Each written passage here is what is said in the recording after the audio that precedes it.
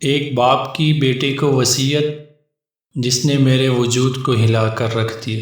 ایک باپ اپنے بیٹے کو مخاطب کر کے نصیحت کرتا ہے، پیارے بیٹے، ایک دن تم مجھے بوڑھا دیکھو گے، میرا رویہ تمہیں غیر منطقی معلوم ہوگا، تب براہ مہربانی بیٹا مجھے تمہارا وقت اور صبر چاہیے ہوگا تاکہ تم مجھے سمجھ سکو، میرے ہاتھ کانپیں اور میرا کھانا سینے پر گر پڑے، اور جب میں کپڑے نہ پہن سکوں تب گزرے ہوئے سالوں کو یاد کرنا جب میں تمہیں وہ کچھ سکھاتا تھا جو میں آج نہیں کر سکتا۔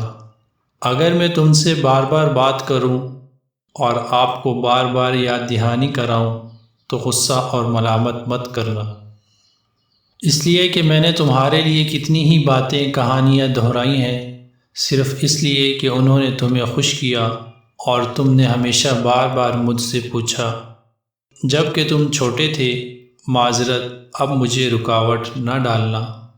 اگر میں اب خوبصورت نہیں ہوں یا مجھ سے تمہیں خوشبو نہیں آتی تو مجھ پر الزام مت عائد کرنا، اور یاد رکھنا جب میں جوان تھا تو میں نے آپ کو خوبصورت اور خوشبودار بنانے کی بہت کوششیں کی۔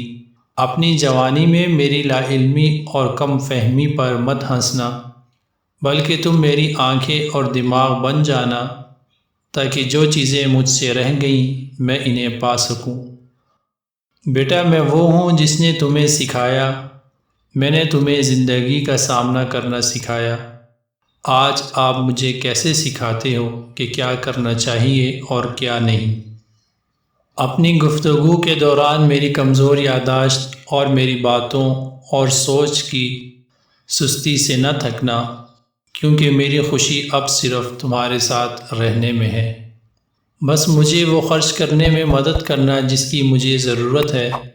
میں اب بھی جانتا ہوں کہ میں کیا چاہتا ہوں۔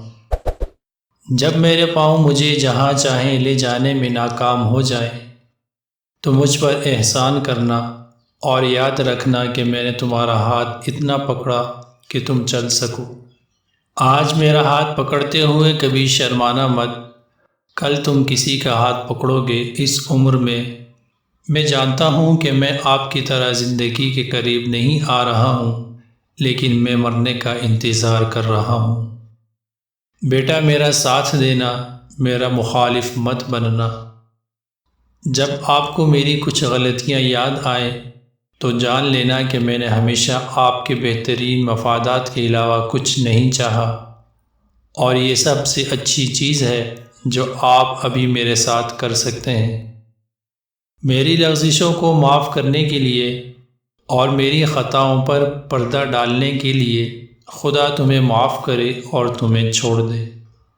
بیٹا آپ کی ہنسی اور مسکراہٹ اب بھی مجھے اسی طرح خوش کرتی ہے جیسے جب میں جوان تھا۔